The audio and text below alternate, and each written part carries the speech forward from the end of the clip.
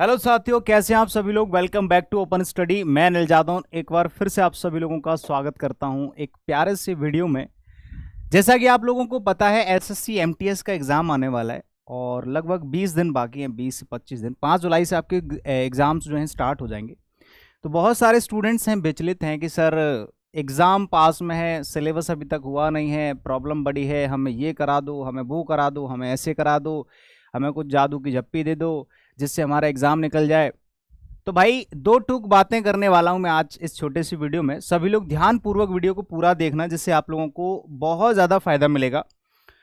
Generally हम लोग कहते हैं कि लास्ट 15 डेज स्ट्रेटेजी हो गई, लास्ट 10 डेज स्ट्रेटेजी हो गई, 7 डेज स्ट्रेटेजी हो गई, 1 मंथ स्ट्रेटेजी हो गई। ये सच में काम नहीं करती हैं, ऐसा बोला जाता है और मैं भी मानता हूं।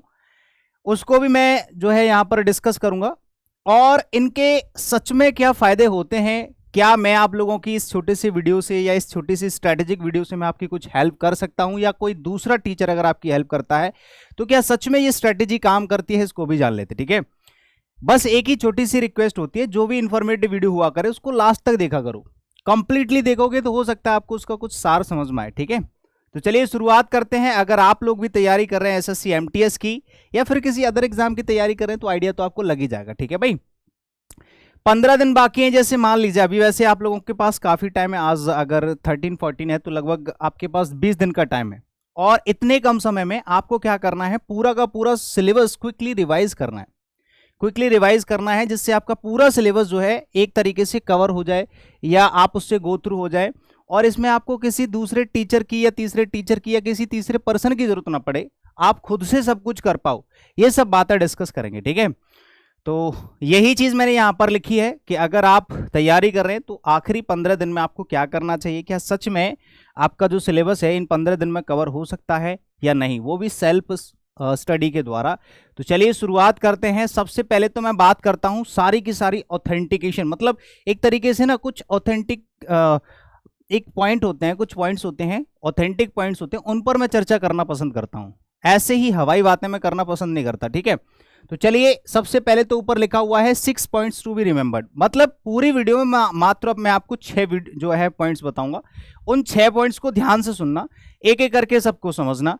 ठीक है, और उनको एक एक करके इंप्लीमेंट करना। मे बी कि ये वीडियो बहुत ज़्यादा हेल्पफुल होगी आप लोगों के लिए। ठीक है, तो कौन कौन से वो 6 पॉइंट हैं जो आपको याद रखने हैं एग्जाम से पहले। आज से ही, अभी से, ये वीडियो खत्म होते ही आप लोग इन सारे के सारे पॉइंट्स को क्या करोगे, अप्लाई करना, इंप्लीमेंट करना शुरू कर दोगे। ठीक है, ये हैं आपके 6 पॉइंट। अगर आप भी 15 दिन के अंदर पूरे सिलेबस को कवर करना चाहते हैं तो सच तो ये है, एक एक चीज मैं बढ़िया तरीके से डिस्कस कराऊंगा। ठीक है, ध्यान से सुनते रहना। अगर आप एक फ्रेशर स्टूडेंट हैं तो भी मैं आप लोगों को बताऊंगा क्या आप कवर कर सकते भी हैं या नहीं। और अगर आप एकदम एक्सपीरियंस्ड हैं, काफ़ी टाइम से तैयारी कर रहे हैं, किसी दूसरे एग्जाम की तैयारी कर रहे थे, बीच में आपने मूव कर लिया, स्विच कर लिया, तो भी आप लोगों के लिए बहुत सारी बातें हैं। ठीक है, 5 से 6 पॉइंट कौन कौन से हैं। पहला काम, जो सबसे बड़ा काम है, वो ये है कि अगर आप 6 महीने की, देखो इसमें 6 पॉइंट हैं आपको मैं पहले बता दूं। एक तो है दोगुनी मेहनत करना। अगर आप जनरली 2 घंटे पढ़ते हैं तो अब से आपको 4 घंटे पढ़ना शुरू करना है। ठीक है, सेकंड पॉइंट है कि टारगेट करो अपने एक सब्जेक्ट को, पर्टिकुलर एक सब्जेक्ट को टारगेट करो, फिर उस सब्जेक्ट के सारे चैप्टर्स को टारगेट करो, फिर उस सारे के सारे चैप्टर्स में एक चैप्टर के अंदर 200 क्वेश्चंस को टारगेट करो। कैसे करेंगे ये भी मैं बताऊंगा, अभी टेंशन मत लो। 5वां पॉइंट है कि आप डेली एक मिनिमम मॉक टेस्ट लगाओ। और 6वां पॉइंट है कि जहां जहां आपको कंफ्यूजन्स हो रही हैं, जहां जहां आपको डाउट्स आ रहे हैं, उनको एक एक करके क्लियर कर लो। ठीक है, अब इनके ये तो सिर्फ 5 से 6 पॉइंट हैं जो आपको समझने हैं, इन पर काम करना है। लेकिन काम करना कैसे है, करना क्या क्या है, वो मैं आपको समझाता हूं। ठीक है, सबसे पहले पॉइंट को डिस्कस करते हैं कि दोगुनी मेहनत सर कैसे करनी है, क्या चाहते हैं आप। तो मैं आपको बताना चाहूंगा जो बातें हैं, जो मैं आपको पहले ही बोल चुका था शुरुआत में ही, क्लास ये वीडियो शुरू होने से पहले, कि कुछ लोग मानते हैं, मैं खुद भी मानता हूं कि ये 15 डेज स्ट्रैटेजी, 7 दिनों की स्ट्रैटेजी, 10 दिन की स्ट्रैटेजी, ये सच में काम नहीं आती।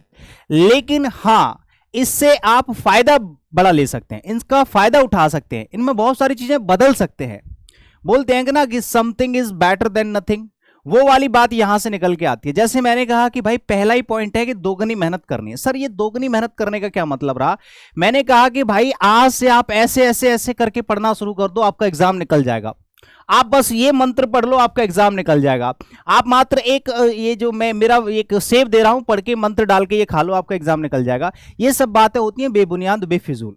तो इन सब बातों में तो मैं क्या, कोई भी ट्रस्ट नहीं करेगा। ठीक है, तो पहला पॉइंट ये है कि हवाई बातें तो करनी नहीं, ना आपको करनी है, ना मुझे करना है, या किसी तीसरे व्यक्ति को। ठीक है, अब यहां पर दोगुनी मेहनत का मतलब यह है कि मान लो किसी भी एग्जाम की अगर आप लोग तैयारी करते हो, किसी भी एग्जाम की, छोटे से लेकर के छोटा एग्जाम होगा ना, तो भी उसको कम से कम आपको 6 महीने का टाइम देना पड़ेगा। ठीक है, और आप हैं अगर बिल्कुल फ्रेशर, आप कैसे हैं भाई? बिल्कुल फ्रेशर हैं, अभी अभी आए हो मार्केट में 10 दिन पहले, और आपने जब से फॉर्म भरा है या तो तब से पढ़ना शुरू किया है, या तब से भी नहीं। कुछ महानुभाव ऐसे होंगे जो अभी 5 दिन पहले से तैयारी करना शुरू कर रहे होंगे। तो उनके लिए मैं बोल दूं, उनके लिए कोई रास्ता नहीं हो सकता 95% तक। हाँ, अगर कोई बहुत बड़ा जिद्दी हो, बहुत बड़ा साफ माइंडेड हो, बहुत बड़ा कौटिल्य पंडित हो, कोई टाइप ऐसा व्यक्ति हो, उसकी मैं बोल नहीं सकता। लेकिन फ्रेशर है, अभी 10 दिन पहले आया है, वो चाहता है कि मैं किसी एग्जाम को क्रैक कर लूं, तो 99% उसकी पॉसिबिलिटी नहीं होती है। ठीक है, क्योंकि इतना ब्रिलियंट तो आजकल पढ़ने वाले बच्चे नहीं रहे, तो बिना पढ़े वाला कैसे होगा? समझो जरा बात को। ठीक है, तो अगर आप बिल्कुल फ्रेशर हैं और आप चाहते हैं कि 15 दिन में मैं सब कुछ कवर कर लूं, भाई नहीं हो पाएगा। मैं तो नहीं सलाह दूंगा आपको कभी भी। 15 दिन छोड़ो, आप 30 दिन में भी नहीं कर सकते।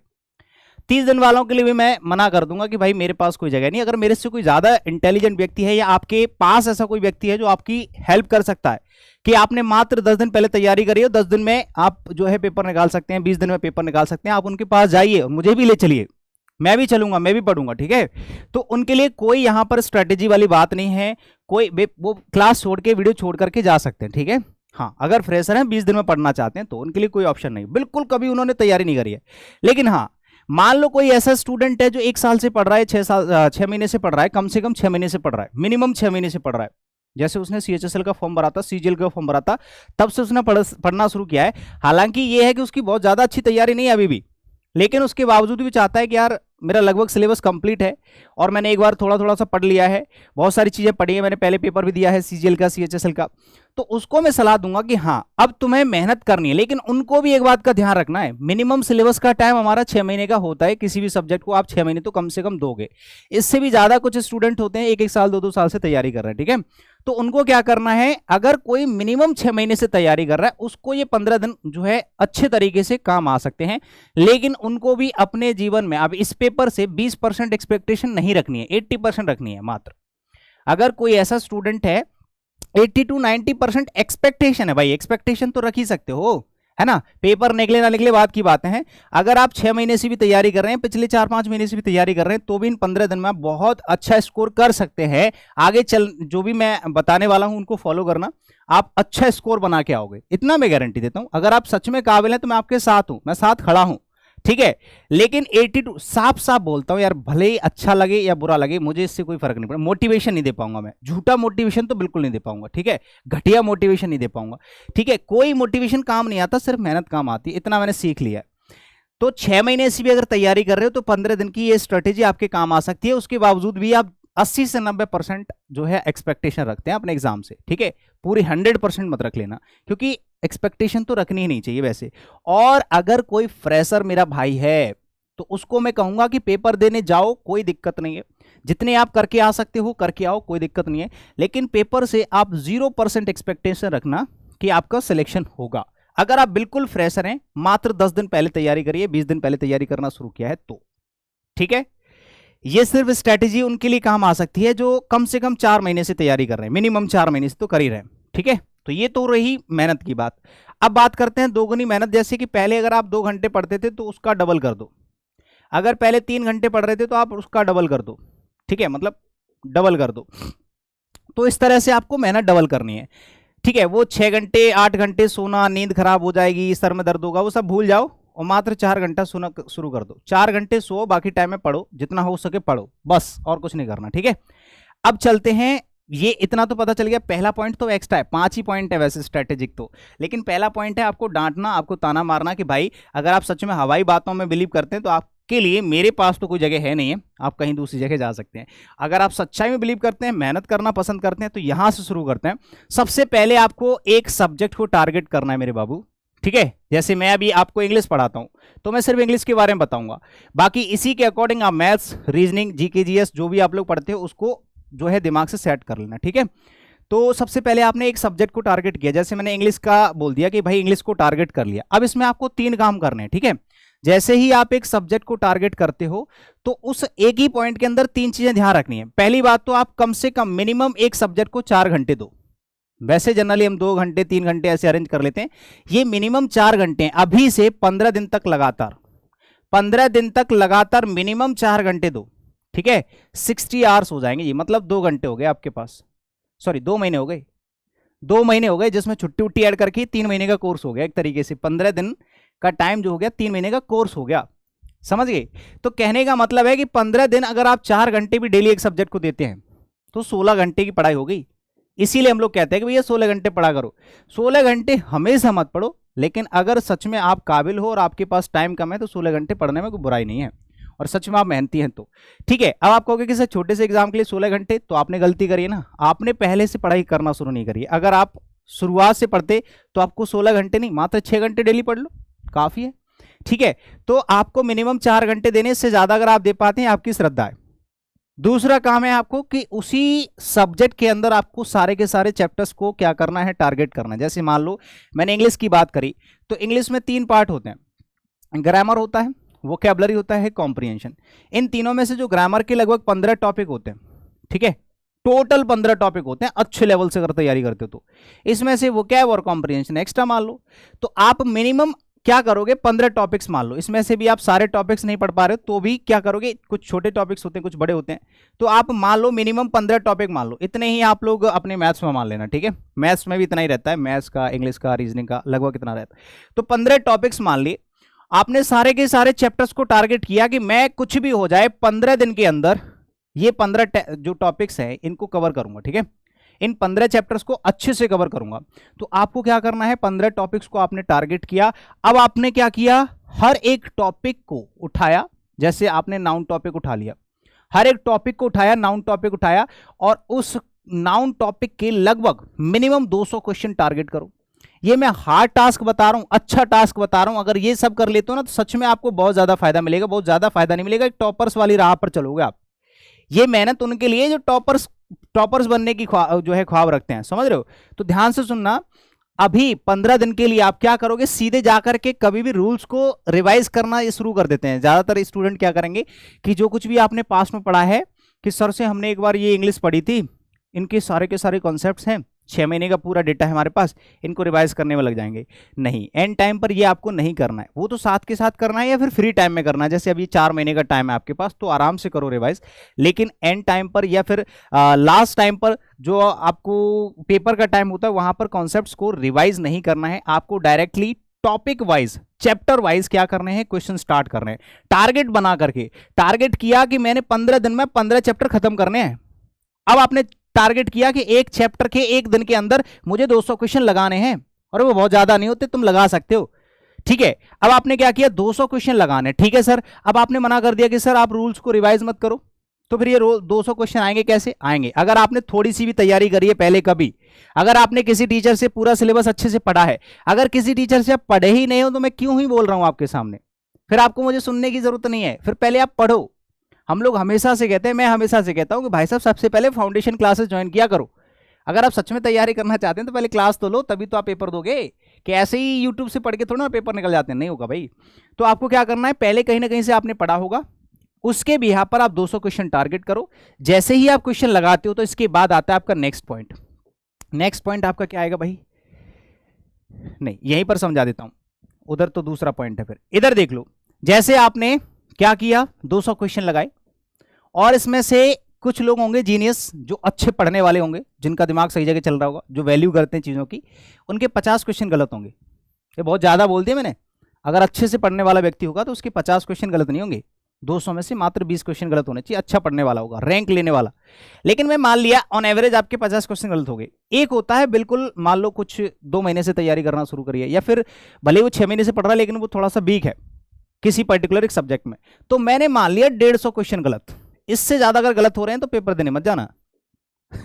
समझ रहे हो? तो फिर भी मैंने मान लिया 150 क्वेश्चन गलत हो गए, या फिर इतना नीचे नहीं जाता है, लगभग कुछ स्टूडेंट का 100 तक रह जाता है, मतलब 50% रह जाता है। ठीक है, तो 50% आपके क्वेश्चन गलत हो गए। तो अब आपको इतना पता चल गया कि अगर मैं इन 50% पे काम कर लूं तो आपका स्कोर 100% हो सकता है, क्योंकि इनमें से 100 क्वेश्चन तो आपने सही लगा ही दिए ना, 100 क्वेश्चन सही लगा दिए। तो अब इससे पहले आप रिवाइज कर रहे थे सारे के सारे कॉन्सेप्ट्स को एक साथ, और उसमें भी आपको आइडिया नहीं था कि क्वेश्चन बनता कैसे, आपने सिर्फ कॉन्सेप्ट्स पढ़े हैं। समझ रहे हो? आप मेरे रूल्स को पढ़ने लगे हो, तो आप रूल्स पढ़ रहे हो, उसके बिहार पर क्वेश्चन कैसे बनता है ये आपको आइडिया नहीं है, तो आप क्या कर रहे हो, आप रूल्स पढ़े जा रहे हो, क्वेश्चन कुछ और तरीके से आ गया, आपका दिमाग घूम गया। लेकिन अब क्या हुआ, आपने 200 क्वेश्चन लगाए, आपको आइडिया भी हो गया क्वेश्चन कैसे पूछा जा रहा है, और आपने ये भी देख लिया कि मैंने जो सीखा था उसमें से 50% आ गया, मुझे 50% रह गया। तो इसका मतलब ये नहीं कि 50% किसी ने आपको पढ़ाया नहीं, पढ़ाया है, लेकिन आप भूल गए। तो अब आप क्या करोगे, उन 100 क्वेश्चन को जो भी गलत हुए हैं, या 50% जो क्वेश्चन गलत हुए ना, उनको अब जाकर के रिवीजन की तरफ जाओ। जैसे 3 घंटे में आपने क्वेश्चन लगा दी, तो 1 घंटे में आप रिवीजन करो उन सारे के सारे कॉन्सेप्ट्स में से वो कॉन्सेप्ट जो आपके गलत हुए। क्वेश्चन लेकर के बैठ जाओ, ढूंढोगे ये क्वेश्चन कहां से मिला, तो आपको इनमें से भी 95% क्वेश्चन आपको किसी न किसी जो है बुक में या कहीं ना कहीं जिस टीचर से आप पढ़ रहे होंगे वहां से उनके कॉन्सेप्ट से मिल जाएंगे। 5% इसमें भी छूट जाते हैं। तो 5% छूटते हैं, तो वो एक बार को तुक्का हो गया या नेगेटिव मार्किंग की वजह से आपने छोड़ दिया, या फिर आपको नहीं आ रहा है, तो वो चलता है, इतना चलता है। लेकिन हाँ, कुछ अच्छे टीचर होंगे या कहीं से बढ़िया तरीके से पढ़ लिया होगा तो 100% भी आपको मिल सकता है, अगर आपने कंप्लीटली कहीं से पढ़ा होगा तो एक बार अच्छे से। ठीक है, तो 95% मान लो, तो ये आपका स्कोर हो गया 95। ठीक है, 95% स्कोर हो गया लगभग। तो इस तरह से आपने क्या किया, आपने अपने वीक पॉइंट को पहचान लिया, आपकी गलती कहां हो रही है। ज्यादातर लोग पूछते हैं कि सर हमारे मॉक टेस्ट में ना क्वेश्चन गलत हो जाते हैं। जैसे मैंने मॉक लगाया 25 क्वेश्चन, 25 क्वेश्चन का मैंने मॉक लगाया, और उसमें से क्वेश्चन हो गए गलत, और क्वेश्चन गलत होते हैं 8। ठीक है, मतलब उनके जो नंबर आते हैं लगभग 17 नंबर आ जाते हैं। ठीक है, 17 नंबर आते हैं, उसके बाद उनके जितने भी क्वेश्चन गलत हो, ये ऑन एवरेज एक बार नहीं, ये मैंने 50 जो है मॉक टेस्ट लगाए, उसके बावजूद भी इतना स्कोर रहता है, बढ़ नहीं रहे सर। ये सबसे कॉमन डाउट रहता है, कॉमन क्वेश्चन रहता है कि स्टूडेंट का, वो किस वजह से रहता है पता है, वो इसी वजह से रहता है कि आप जिन क्वेश्चन को गलत कर रहे हैं, जो क्वेश्चन गलत हो रहे हैं, उन पर आप काम ही नहीं कर रहे हो, आप उनको चेक ही नहीं कर रहे हो, आप उनको रिसर्च ही नहीं कर रहे हो, ढूंढ ही नहीं रहे हो कि ये गलत हुआ तो हुआ कैसे, आप छोड़ देते हो, चलो हो गया ठीक है आगे देखेंगे, अगली बार सही हो जाएगा, फिर से आपने वही लगा दिया। तो जब तक आप खुद का दिमाग लगाते रहोगे तब तक थोड़ा ना चीजें बदलेंगी भाई। आप उसका लॉजिक समझो, ढूंढो, चीजों को समझो, उसको निकाल के लाओ, तो उन पर अगर काम करोगे जो चीज गलत हो रही है, तो आपका 100% रिजल्ट बनना शुरू हो जाएगा। अब बात करते हैं कि सर मान लो हमने 200 क्वेश्चन लगा लिए, तो एक तो आपका वो काम हो गया, मेहनत तो आपको करनी है, पहला काम मैंने आपको बता ही दिया, मेहनत करने वालों के लिए ही बातें बता रहा हूं यहां पर। ठीक है, अब आपको क्या करना है, कम से कम एक मॉक तो आपको डेली लगाना है, अपना अपना मतलब एमटीएस के लिए टारगेटेड मॉक लगाना है। एमटीएस का कहीं से भी लो, चाहे पेड लो या फ्री लो या किताब से करो या कहीं से भी करो, एक मॉक तो ये मिनिमम है। अगर इससे ज्यादा आप लगा पाते हैं आपकी श्रद्धा, 2 लगा लो, 3 लगा लो, 10 लगा लो, 20 लगा लो, वो आप लगा पा रहे हैं तो। लेकिन मैंने आपको बता दिया कम से कम एक। इससे क्या होगा सर, इससे आपका भय निकलेगा, जो कुछ भी आपने सीखा है कंबाइंड या चैप्टर वाइज या कैसे भी, उसको आप अपने टेस्ट पेपर के थ्रू समझना शुरू कर दोगे। मैं कहूंगा कि ऑनलाइन मॉक टेस्ट देते हो तो उससे आप और ज्यादा एक्सपीरियंस से फील करते हो, कॉन्फिडेंस से फील करते हो। ठीक है, तो वो ज्यादा करना, किताबों से भी देना, लेकिन किताबों से देने में भी मजा आता है, अच्छा आता है, अच्छा लगता है, लेकिन आप ऑनलाइन दोगे तो ज्यादा अच्छा लगेगा। ठीक है, चलो, तो एक मॉक टेस्ट आपको डेली देना है, और मॉक टेस्ट में भी यही करना है। 15 मॉक लगा लिए और 15 मॉक में आपने कोई इंप्रूवमेंट नहीं किया तो आपने खाक पढ़ाई करी। 15 मॉक टेस्ट लगाने के बाद जो क्वेश्चन गलत हुए, जैसे मान लो 3 क्वेश्चन गलत हुए, 5 क्वेश्चन गलत हुए, इन पर काम करना है आपको। फिर रात में बैठ जाओ, आधा घंटा और एक्स्ट्रा दे दो। मैंने कहा ना डबल मेहनत, सोना बंद कर दो, कुछ भी कर दो अगर सच में सिलेक्शन लेना है तो आप क्या करोगे, उन 5 नंबर पे क्या करोगे, काम करना शुरू कर दोगे। अगर आपको मॉक टेस्ट में नंबर बढ़ाने हैं तो मॉक टेस्ट में नंबर बढ़ाने का सिर्फ एक ही तरीका है कि जो क्वेश्चन गलत हुए हैं, 3 क्वेश्चन गलत हुए हैं, तो इन पर काम करो, इनको चेक करो, ढूंढो, धरती पाताल एक कर दो, बस इनका आंसर ढूंढ के लाओ, एक्सप्लेनेशन लेकर के आओ। हो सकता है अगले मॉक टेस्ट में फिर से यही पूछ ले। ठीक है, कसर मत छोड़ो। मान लो आपने 15 मॉक लगा ली, 15 में 3 का मल्टीप्लाई करोगे, कितना हो गया, 45 मिस्टेक्स हो गई, मतलब 45 कॉन्सेप्ट्स आपसे छूट रहे हैं। तो सोचो आने वाला जो पेपर होगा, इन 45 में से कम 2-4 क्वेश्चन तो आएंगे। अब जो 2-4 क्वेश्चन इसमें से आ गए, आपका रिजल्ट खराब। मेरिट जानते हो कितनी आ रही है आजकल, कितनी जा रही है, तो इसी वजह से मैं आपको कह रहा हूं कि इन पर काम करना जरूरी है। अगर आप मान लो इसमें से 50% भी इसमें से खत्म कर देते हो तो भी आपके 1-2 नंबर बढ़ सकते हैं। ठीक है, तो इतना ध्यान रखना है आपको हमेशा के लिए। चलिए, ये वाली बात हो गई क्लियर।